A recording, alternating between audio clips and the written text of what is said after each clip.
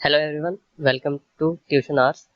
मेरा नाम संदीप यादव है और आज हम क्लास 6 एनसीईआरटी ज्योग्राफी को आगे कंटिन्यू करेंगे। लास्ट क्लास में हमने चैप्टर 1 देखा था। आज हम चैप्टर 2 देखेंगे। चैप्टर 2 का नाम है ग्लोब, लैटिट्यूड एंड लॉन्गिट्यूड। तो आइए शुरू करते हैं।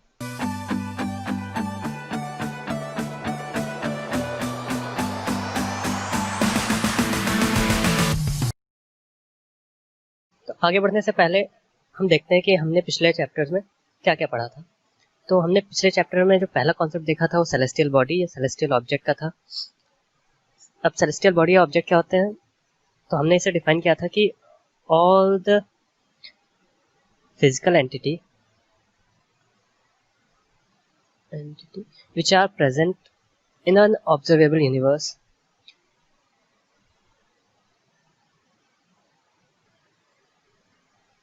all the physical entity association या फिर ऑब्जेक्ट जो कि हमारे ऑब्जर्वेबल यूनिवर्स में प्रेजेंट होता है।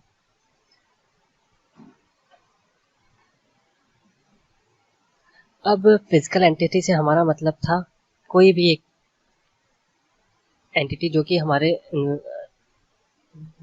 यूनिवर्स में प्रेजेंट है। फॉर एग्जांपल अर्थ हो गया, सन, मून, ये सब फिजिकल एंटिटी है।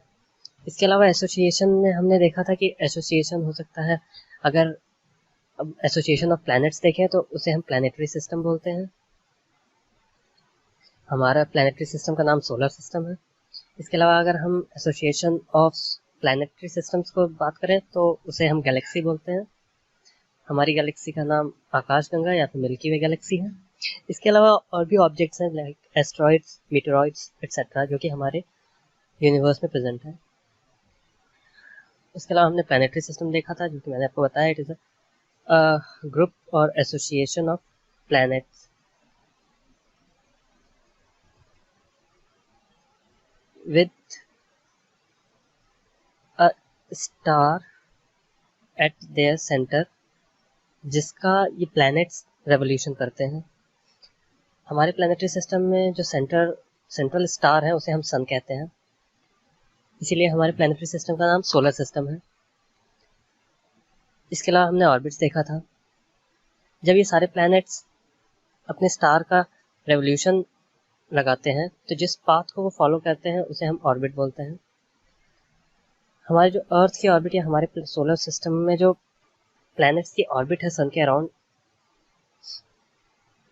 वो एलोंगेटेड शेप की है, इसीलिए हम इसे एलोंगेटेड ऑर्बिट बोलते हैं।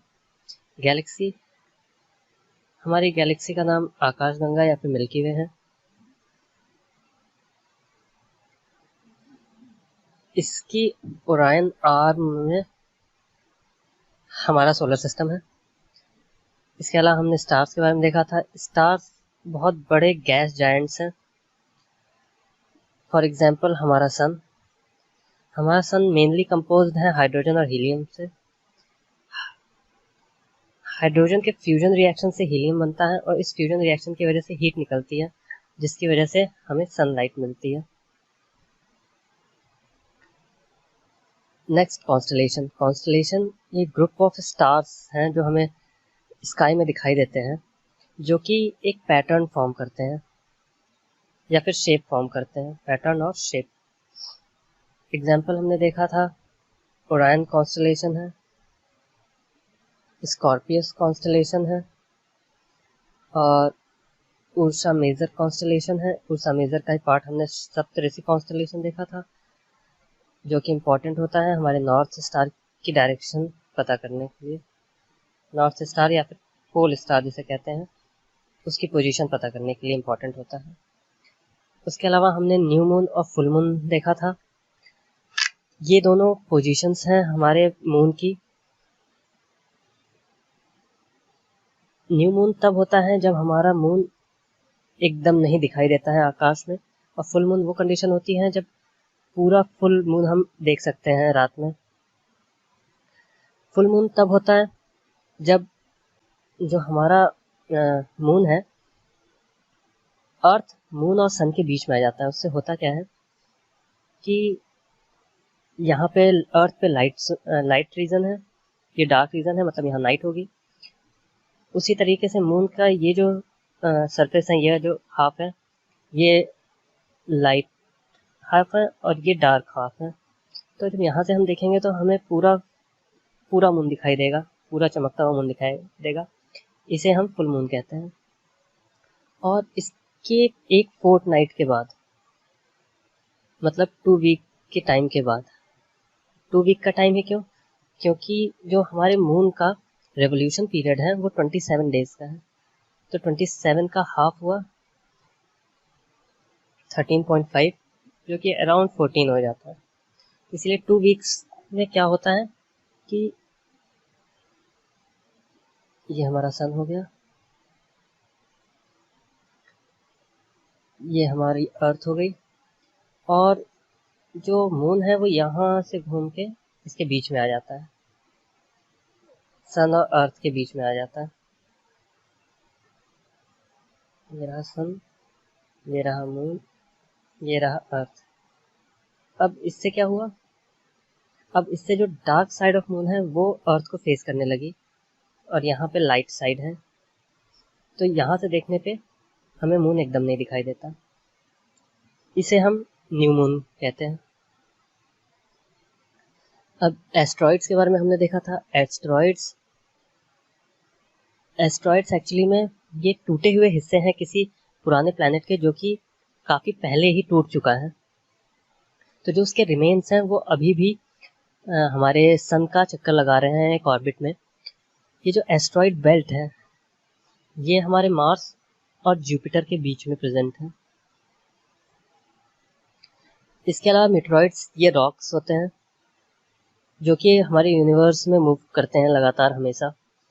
कभी कभी क्या होता है, ये किसी भी प्लैनेट के बहुत करीब आ जाते हैं, जिसकी वजह से उस प्लैनेट का ग्रेविटेशनल पुल उसे अपनी तरफ खींच लेता है।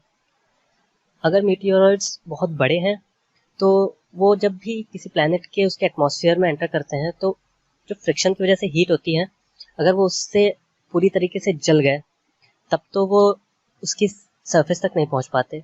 लेकिन अगर किसी प्लैनेट के वो सरफेस तक पहुंच जाते हैं तो वहाँ एक वो बहुत बड़ा क्रेटर बना देते हैं, बहुत बड़ा गड्ढा बना देते हैं उसके स्ट्राइक से, जैसा कि हम मून पे देख सकते हैं। इवन अर्थ पे भी बहुत सारे क्रेटर्स हैं। तो आइए हम आगे बढ़ते हैं, चैप्टर 2 स्टार्ट करते हैं। हमने देख लिया चैप्टर 1 में, मैंने चैप्टर 1 में आपको बताया था कि हमारा जो अर्थ है वो पूरी तरीके से स्फेरिकल नहीं है। ये हल्का सा बल्ज आउट है मिडिल में और फ्लैटेंड है टॉप और बॉटम से। इस शेप को हम जियोइड बोलते हैं। तो हमारे जो अर्थ का शेप है वो जियोइड है। अब हमारे अर्थ के शेप के अलावा ये सीधा नहीं है, ये एक्चुअली में 23 डिग्री से टिल्टेड है। अब 23 डिग्री किस हिसाब से? अगर हम एक रेफरेंस लाइन लें जो हमारे पृथ्वी के एकदम बीचों बीच से गुजरती है, नॉर्थ पोल से साउथ पोल, तो अगर हम इसका वर्टिकल से एंगल देखेंगे तो ये है हमारा 23.5 डिग्री।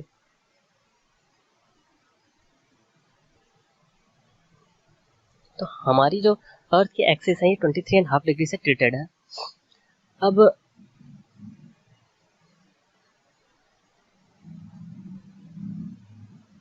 जब हम नॉर्थ पोल और साउथ पोल को डिसाइड करते हैं, वो ये जो हमारी इमेजिनरी एक्सिस है इसी से डिसाइड करते हैं।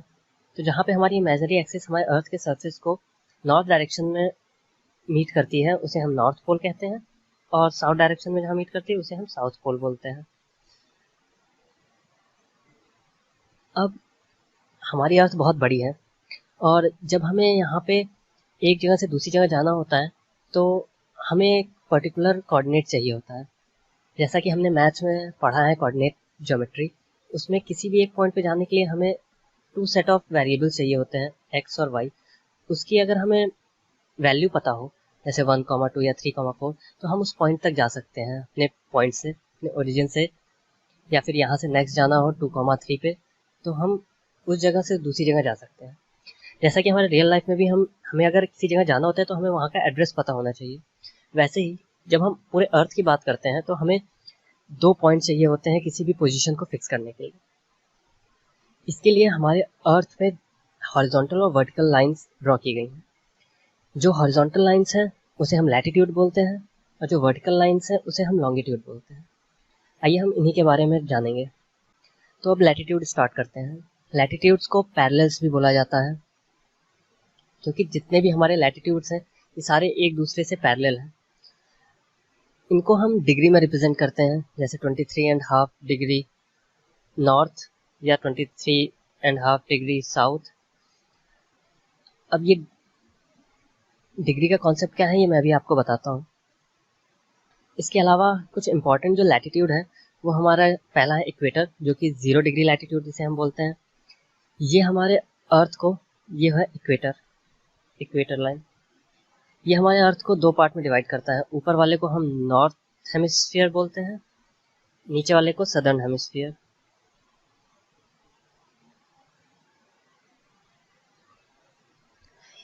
इसके अलावा ट्रॉपिक ऑफ कैंसर होता है, ये 23.5 डिग्री नॉर्थ में है। ट्रॉपिक ऑफ कैप्रिकॉर्न ये 23.5 डिग्री साउथ में है। इसके अलावा आर्कटिक एंड अंटार्कटिक सर्कल होता है। आर्कटिक 66.5 डिग्री नॉर्थ में है, और अंटार्कटिक जो सर्कल है वो 66.5 डिग्री साउथ में है। जो हमारा नॉर्थ पोल और साउथ पोल है, नॉर्थ पोल 90 डिग्री लैटिट्यूड है नॉर्थ में, और जो साउथ पोल है वो 90 डिग्री लैटिट्यूड साउथ है। अब देखिए हम लैटिट्यूड्स को कैसे डिफाइन करते हैं। ये मान लीजिए ये हमारा सेंटर ऑफ द अर्थ है, इसको ओरिजिन मान लिया हमने। अब इससे हम एकदम सीधी लाइन इसमें बनाएंगे, जो कि हमारे अर्थ को एकदम सीधे बीचों बीच से निकलेगी हमारे।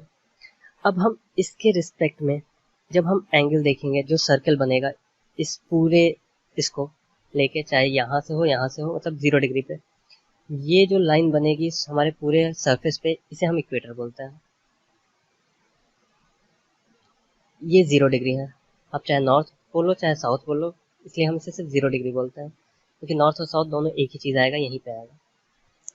अब जब हमें किसी भी एंगल में जाना होता है, तो मान लीजिए 30 डिग्री की हम बात करें, तो 30 डिग्री अब दो जगह से बन सकता है। एक ये 30 डिग्री होगा और एक नीचे बनेगा 30 डिग्री।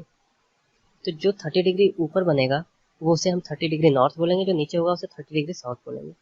अब जब हम पूरे इस 30 डिग्री नॉर्थ को हम पूरा इस पर घुमाएंगे तो हमें अलग अलग पॉइंट्स मिलेंगे। ये रहा 30 डिग्री नॉर्थ इस साइड।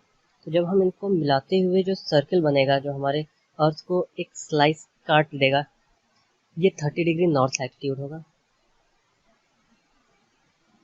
इसी तरह नीचे की तरफ 30 डिग्री साउथ लैटिट्यूड होगा, 60 डिग्री साउथ लैटिट्यूड, ऐसे करते हुए 90 डिग्री साउथ लैटिट्यूड, जिसे हम पोल बोलते हैं, साउथ पोल।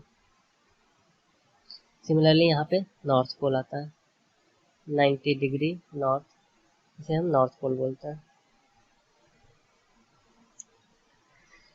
अब जैसा कि हमने आपको बताया था ट्रॉपिक ऑफ कैंसर, यह है 23.5 डिग्री, मतलब ये जो एंगल इसके साथ बनेगा, इस रेफरेंस लाइन के साथ, ये 23.5 डिग्री नॉर्थ डायरेक्शन में होगा।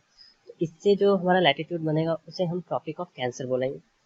जैसा कि आप यहाँ देख सकते हैं, ये जो 23.5 डिग्री नॉर्थ में जो हमारा सर्कल बना हुआ है, इसे हम ट्रॉपिक ऑफ कैंसर बोलते हैं। जो 23.5 डिग्री साउथ में है, इसे ट्रॉपिक ऑफ कैप्रिकॉर्न बोलते हैं। उसका 66.5 डिग्री साउथ में हमारा अंटार्कटिक सर्कल बनता है, और 66.5 डिग्री नॉर्थ में हमारा आर्कटिक सर्कल बनता है। और जब हम 90 डिग्री नॉर्थ की बात करें तो वो नॉर्थ पोल बन जाता है। सिमिलरली जब 90 डिग्री साउथ की बात करें तो साउथ पोल बन जाता है। अब ये जो हमने डिवीजन किया है, Tropic of Cancer, Tropic of Capricorn या फिर आर्कटिक अंटार्कटिक सर्कल, ये हमारे हीट से रिलेटेड है। आइए देखते हैं कि इन जोन्स का और हीट का क्या रिलेशन है। जैसा कि मैंने आपको बताया था, जो हमारा अर्थ है वो सन के अराउंड रेवोल्यूशन करता है, और इस पाथ को हम ऑर्बिट बोलते हैं। बट ये ऑर्बिट एक्चुअली में एकदम पैरेलल नहीं है। जैसा कि आप देख सकते हैं, ये हमारा सन है और ये हमारी अर्थ है, जो कि इसके अराउंड रेवोल्यूशन कर रही है। अब जो यहाँ से सन रेज निकल रही हैं वो सीधे यहाँ पे आ रही हैं इस पोर्शन में। ये एकदम इसके 90 डिग्री, हमारे अर्थ सरफेस के 90 डिग्री पड़ेगी। तो यहाँ पे क्या होगा, हीट ज़्यादा होगी।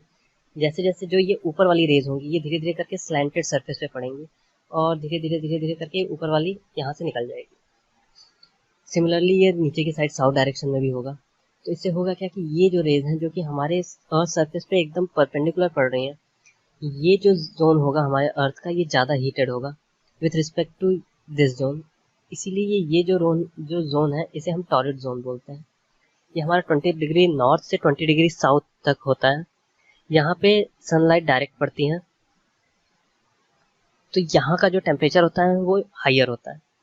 इसके अलावा जब हम इसके ऊपर देखते हैं तो 23 डिग्री नॉर्थ से 66 डिग्री नॉर्थ तक ये नॉर्थ टेम्परेट जोन होता है, कि यहाँ पे जो सनलाइट होती है वो एक स्लैंटेड पोर्शन पे पड़ती है, तो जो हमारा इफेक्टिव हीट होती है वो कम हो जाती है, जो हमारा इफेक्टिव हीट जो हमारे सरफेस पे पड़ती है।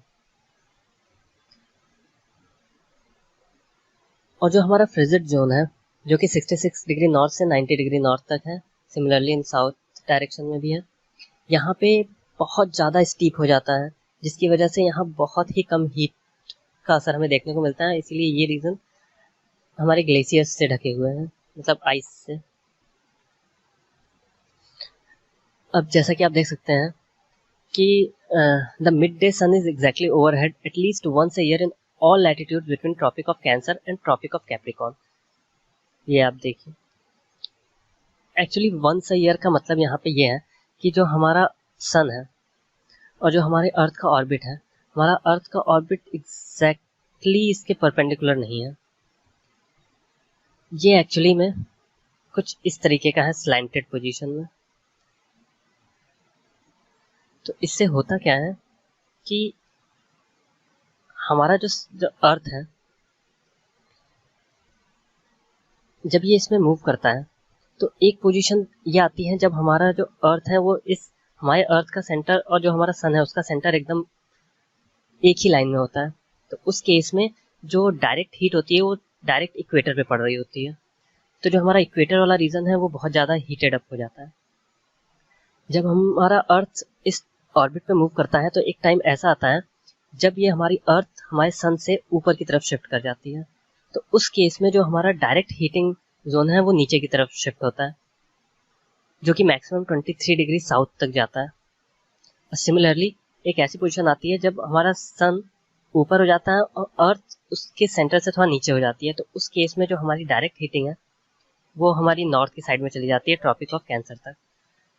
तो अगर आप थ्रू आउट द ईयर देखें तो मान लीजिए हम अपना ईयर यहाँ से स्टार्ट करते हैं, तो हमारा जो अर्थ की पोजीशन और सन की पोजीशन है उसकी वजह से जो डायरेक्ट सनलाइट है वो पहले इधर जाएगी, तो ईयर में एक बार ट्रॉपिक ऑफ कैंसर तक पहुंचेगी वन टाइम, फिर वापस आएगी यहाँ पे। तो एक बार यहाँ से स्टार्ट हुआ था वापस यहाँ गया, तो यहाँ पे 2 बार डायरेक्ट सनलाइट पड़ेगी और फिर यहाँ पे जाएगा और हमारा ईयर खत्म हो जाएगा। तो ट्रॉपिक ऑफ कैप्रिकॉर्न और ट्रॉपिक ऑफ कैंसर पे ये एक बार पड़ती है और बाकी सारी जगहों पे बस एक इक्वेटर होता है जहाँ पे डायरेक्ट सनलाइट एक ईयर में 2 बार पड़ती है। यहाँ पे आप इस फिगर में देख सकते हैं कि जो डायरेक्ट सनलाइट है, क्योंकि अगर आप साइंटिफिकली समझें तो जो ये हमारी टॉर्च है इसको आप सन मान लीजिए, तो सन से जो एनर्जी निकल रही है पर यूनिट एरिया में तो वो एनर्जी कांस्टेंट है। अब ये जो एनर्जी है ये कांस्टेंट अमाउंट जो एनर्जी का है जब हमारे इतने से सरफेस पे पड़ता है तो वो इतने सरफेस को हीट करेगा। मान लीजिए ये सरफेस ए है, जब ये हल्का सा स्लैंटेड हो जाता है जो कि हमारे ट्रॉपिक ऑफ कैंसर से आर्कटिक सर्किल या फिर ट्रॉपिक ऑफ कैप्रिकॉर्न से एंटार्क्टिक सर्किल, मतलब जो टेम्परेट जोन है, उसमें जो हमारी पृथ्वी पे ये लाइट स्लैंटेड पड़ती है, तो होता क्या है एनर्जी तो सेम है जो आ रही है। जब ये एकदम सीधा था तो ये ए एरिया पे पड़ रहा था, बट ये स्लैंट होने की वजह से जो सरफेस एरिया है जिस पे अब ये एनर्जी फॉल कर रही है वो बढ़ जा रहा है। अब ये ए प्लस डेल्टा ए हो गया है, मतलब एरिया बढ़ गया है। तो उससे क्या होता है जो एनर्जी पर यूनिट एरिया है जो हमारे इस सरफेस पे पड़ रही है या हमारे अर्थ पे जो पड़ रही है वो कम हो जाती है जब सनलाइट एक स्लैंटेड पोर्शन पे पड़ती है। यही रीज़न है कि जो हमारा टेम्परेट जोन है, चाहे आप नॉर्थ टेम्परेट जोन की बात करो चाहे साउथ टेम्परेट जोन की बात करो, यहाँ पे इस लैंड पोर्शन होने की वजह से यहाँ का जो टेम्परेचर है वो मॉडरेट होता है और यहाँ पे लगभग परपेंडिकुलर ही सनलाइट फॉल करती है। इसकी वजह से यहाँ का टेम्परेचर थोड़ा हाई होता है। फ्रिजिड जोन की अगर हम बात करें तो फ्रिजिड जोन में क्या होता है कि जो सन रेज आती हैं वो पूरी तरीके से ही स्लैंटेड होती हैं। इस केस में ये जो स्लोप होता है ये बहुत ज़्यादा स्टीप होने की वजह से यहाँ पे बहुत ही कम अमाउंट में एनर्जी रिसीव होती है। इसकी वजह से यहाँ का जो टेम्परेचर होता है वो बहुत ही लो होता है, टू लो होता है।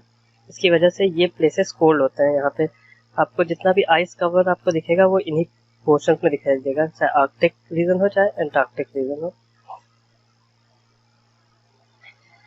अब नेक्स्ट है लॉन्गिट्यूड। हमने लैटिट्यूड्स के बारे में पढ़ लिया। लैटिट्यूड्स आपके हॉरिजॉन्टल लाइंस होती हैं जो कि हमारे अर्थ को दो पार्ट्स में डिवाइड करती हैं, नॉर्थ और साउथ पार्ट में। इसमें भी जो इक्वेटर होता है जो कि 0 डिग्री लॉन्गिट्यूड है वो हमारे अर्थ को दो इक्वल हाफ्स में डिवाइड करता है, नॉर्दर्न हेमिस्फीयर और सदर्न हेमिस्फीयर। ये जितने भी लॉन्गिट्यूड्स हैं ये सारे के सारे जो अर्थ पे की सरफेस पे सर्कल बनाती है, ये सारे सर्कल एकदम पैरेलल होते हैं एक दूसरे से। ये कभी भी एक दूसरे को क्रॉस नहीं करते, इसीलिए इनको पैरेलल्स भी बोला जाता है। और एक और चीज़ है कि ये जितने भी पैरेलल्स हैं लैटिट्यूड के, ये एक शेप के नहीं होते। जब हम इक्वेटर सबसे बड़ा होता है और जैसे जैसे हम पोल्स की तरफ मूव करते हैं, चाहे नॉर्थ चाहे साउथ पोल की तरफ, जो इनका रेडियस होता है इन लैटिट्यूड्स का वो कम होता जाता है। और 90 डिग्री नॉर्थ या 90 डिग्री साउथ जो कि नॉर्थ पोल और साउथ पोल है, वहाँ पे इनका जो रेडियस होता है वो 0 हो जाता है लगभग। जब हम लॉन्गिट्यूड की बात करते हैं तो लॉन्गिट्यूड वर्टिकल लाइंस हैं। ये सेमी सर्कल लाइंस हैं जो कि एक दूसरे को क्रॉस करती हैं। ये नॉर्थ पोल से स्टार्ट होके साउथ पोल तक जाती हैं या साउथ पोल से स्टार्ट होके नॉर्थ पोल पर जाती हैं। ये इसको कैसे भी देख सकते हैं। ये हमारे अर्थ को दो पार्ट्स में डिवाइड करती हैं, ईस्ट और वेस्ट। जैसा कि हम प्रैक्टिकल एग्जांपल से देखते हैं कि हमें किसी भी पोजीशन पे जाना होता है, किसी के घर जाना होता है, तो हमें उसका एड्रेस चाहिए होता है, कम से कम उसका मकान नंबर और उसके मोहल्ले का नाम या फिर सिटी का नाम। तो कम से कम हमें दो इन्फॉर्मेशन चाहिए होती है। जैसा कि हम मैथमेटिक्स में भी देखते हैं कि दो एक्सिस, जब कोऑर्डिनेट ज्योमेट्री हम पढ़ते हैं तो दो एक्सिस की जरूरत होती है, एक्स और वाई। और जब हम दोनों कोऑर्डिनेट अगर सिर्फ एक्स कोऑर्डिनेट पता होगा तो आपको एक लाइन मिलेगी जिसमें हमें एग्जैक्ट लोकेशन नहीं पता होगी, इसमें बहुत सारी लोकेशंस मिलेंगी। यही सेम हाल अगर हमें सिर्फ वाई पता होगा तो ये भी एक नंबर ऑफ सिस्टम देगा, नंबर ऑफ पॉइंट्स देगा। लेकिन जब हम दोनों एक्स और वाई दोनों बता देते हैं तो हमें एक सिंगल प्रिसाइज पॉइंट मिलता है। तो हमें दो पॉइंट्स चाहिए होते हैं किसी की एग्जैक्ट लोकेशन पता करने के लिए। सेम केस अर्थ के साथ भी होता है। अगर सिर्फ हम लैटिट्यूड से किसी का पोजीशन पता करना चाहे तो हम फंस जाएंगे। जैसे कि एग्जांपल देखिए, जो टोंगा आइलैंड है पैसिफिक ओशन में और जो मॉरिशियस आइलैंड है इंडियन ओशन में, इन दोनों का ही जो लैटिट्यूड है वो 20 डिग्री साउथ लैटिट्यूड है। तो अब हम इनमें डिफरेंस कैसे करें? इसके लिए हमें एक और इमेजिनरी सर्कल चाहिए थे अर्थ पे, जिसे हम लॉन्गिट्यूड बोलते हैं। अब ये जो लॉन्गिट्यूड्स हैं, जैसे मैंने आपको बताया, ये नॉर्थ पोल से साउथ पोल तक रन करते हैं। इसमें से जो हमारा जो जैसा कि लैटिट्यूड्स में था, जो हमारा रेफरेंस पॉइंट था वो था इक्वेटर, जो कि हमारे नॉर्थ हेमिस्फीयर साउथ हेमिस्फीयर में डिवाइड करता था। वैसे ही लॉन्गिट्यूड्स में 0 डिग्री लॉन्गिट्यूड है जिसे हम प्राइम मेरिडियन भी बोलते हैं। इसके जो ईस्ट में जितना भी कोऑर्डिनेट्स पड़ता है उसे हम x डिग्री ईस्ट बोलेंगे, और जो भी वेस्ट में पड़ेगा उसे हम x डिग्री वेस्ट बोलेंगे। तो यहाँ से वही ईस्ट और वेस्ट में डिवाइड होता है। ये जो 0 डिग्री लॉन्गिट्यूड होता है जिसे हम प्राइम मेरिडियन बोल रहे हैं, ये ग्रेट ब्रिटेन के ग्रीनविच शहर से पास करता है, ब्रिटिश रॉयल ऑब्जर्वेटरी से।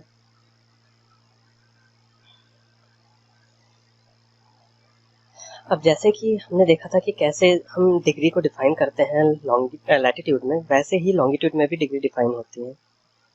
और इसकी डिग्री जो डिफाइन होती है वो हमारे इस रेफरेंस प्लेन में होती है, जो हमारा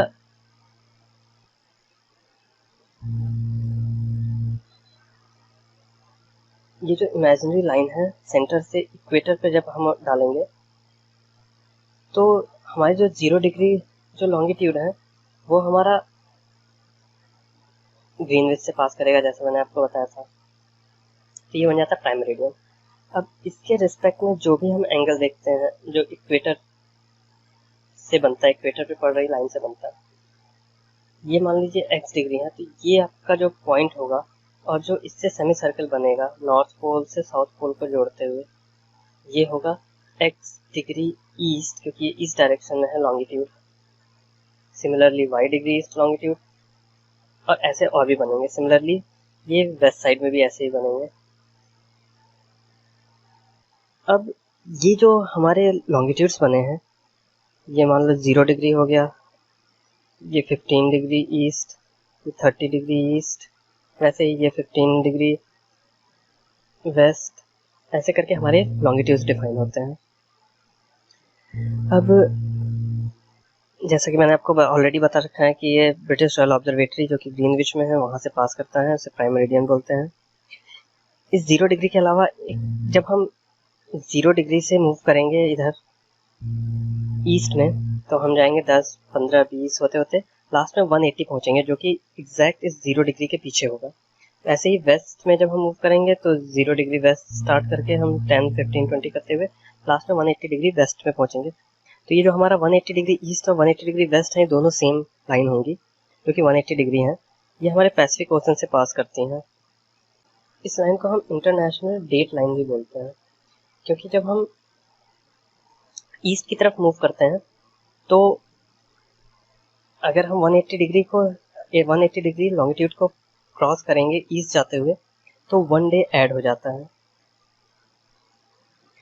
और जब हम वेस्ट में ट्रेवल कर देंगे तो 1 डे माइनस हो जाता है।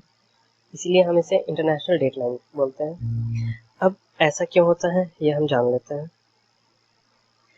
जैसा कि मैंने आपको बताया कि ये डिग्री में डिफाइन होता है जो भी लॉन्गिट्यूड्स हैं। इन डिग्रीज को फिर हम मिनट में और सेकंड में भी के छोटे टुकड़ों में भी हम तोड़ देते हैं। जैसे 1 डिग्री में 60 मिनट्स होंगे और एक मिनट में 60 सेकेंड्स होता है। ये सेकंड का सिंबल है और ये मिनट का सिंबल है। सिंगल डैश और डबल डैश सेकंड का सिंबल होता है और ये डिग्री का सिंबल होता है, जैसा आपको पता होगा। तो अगर हम कैलकुलेट करेंगे तो सीधा सीधा ये हिसाब आता है कि 1 डिग्री 4 मिनट के बराबर होता है। तो अगर हम 180 डिग्री मूव करेंगे तो 180 इंटू 4, ये 720 मिनट्स हो गए।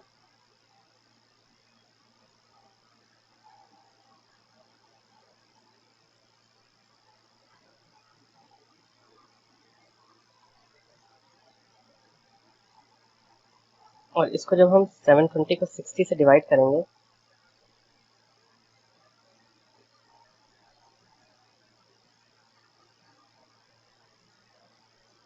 तो ये 12 आवर्स आएंगे।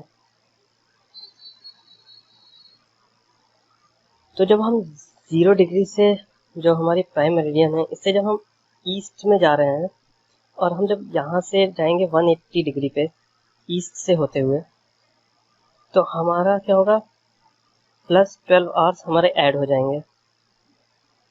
और जब हम वेस्ट से आएंगे तो माइनस 12 आवर्स हमारे सब्सट्रैक्ट हो जाएंगे। तो जैसे ही हम 180 डिग्री को वेस्ट टू ईस्ट क्रॉस करते हैं, तो एक तो हमारे पास ये 12 आवर है और ये 12 आवर ये जुड़ के 24 आवर्स होते हैं। तो हमारे जो टाइम है उसमें 1 डे ऐड हो जाता है। ये चीज़ मैंने यहाँ पे आपको बताई है लॉन्गिट्यूड एंड टाइम में। ये देखिए हमारा अर्थ 360 डिग्री पे का है और ये 24 आवर्स में डिवाइड होगा, तो इससे हमारा जो 1 डिग्री होता है वो 4 मिनट्स का आता है। तो अगर 12 नून हुआ होगा ग्रीनविच में, जो कि हमारा प्राइम मेरिडियन पे है, जो हमारा रेफरेंस पॉइंट है, तो अगर हम 15 डिग्री ईस्ट की बात करें ग्रीनविच से, तो 15 इंटू 4 60 मिनट्स आगे चल रहा होगा ग्रीनविच टाइम से, जो कि ईस्ट डायरेक्शन में है। तो वहाँ पे 1 बज रहा होगा। ऐसा ही वेस्ट में होगा।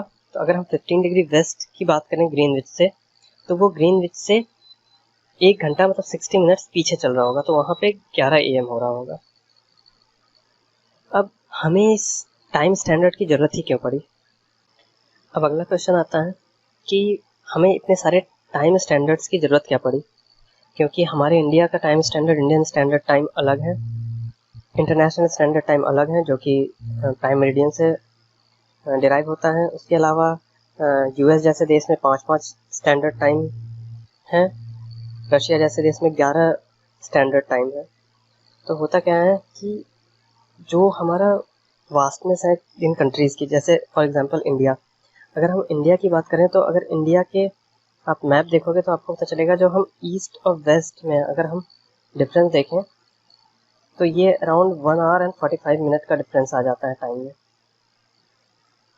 तो हमें एक सेंट्रल टाइम, पूरे देश को हम अलग अलग टाइम स्टैंडर्ड से चला नहीं सकते, तो हमें एक सेंट्रल टाइम स्टैंडर्ड चाहिए होता है जो कि IST प्रोवाइड करता है, इंटरनेशनल स्टैंडर्ड टाइम। जो हमारा इंटरनेशनल स्टैंडर्ड टाइम है हमारी कंट्री इंडिया का, वो 82.5 डिग्री ईस्ट से आता है, जो कि इलाहाबाद के नैनी से पास करता है।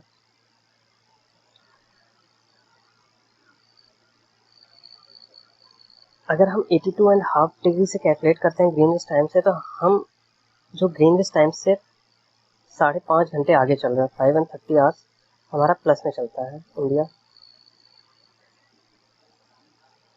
जैसा मैंने आपको बताया, कुछ कंट्रीज़ का लॉन्गिट्यूडनल एक्सटेंट इतना ज़्यादा होता है कि उन्हें एक से ज़्यादा टाइम स्टैंडर्ड की ज़रूरत पड़ती है। जैसे एग्जांपल में 11 टाइम स्टैंडर्ड्स हैं। अर्थ को 24 टाइम जोन्स में डिवाइड किया गया है, हर एक 15 डिग्री लॉन्गिट्यूड का है। अब आइए लास्ट में क्वेश्चंस देख लेते हैं। ये वो क्वेश्चन है जो कि NCERT बुक्स में अवेलेबल है, तो आप सब ट्राई करिए कि इनका आंसर आप खुद से दे पाए। और अगर आपको इन आंसर्स को क्रॉस चेक करना है तो आप मेरे टेलीग्राम चैनल में आके इन आंसर की आपको मिल जाएगी, वहाँ से आप अपने आप को क्रॉस चेक कर सकते हैं। आपको जो भी डाउट्स हैं या कोई क्वेरी है, या तो आपको इससे रिलेटेड NCERT के क्वेश्चन आंसर्स चाहिए या फिर आपको उसके MCQs चाहिए, तो आप मेरे टेलीग्राम चैनल t.me/tutionhours में आके सब्सक्राइब करके आप ये सब पा सकते हैं। इसके अलावा आपको यहाँ पे फ्री ई-बुक्स भी मिल जाएंगी। तो अगर आपको हमारा सेशन अच्छा लगा हो तो लाइक और सब्सक्राइब जरूर करें। Thank you.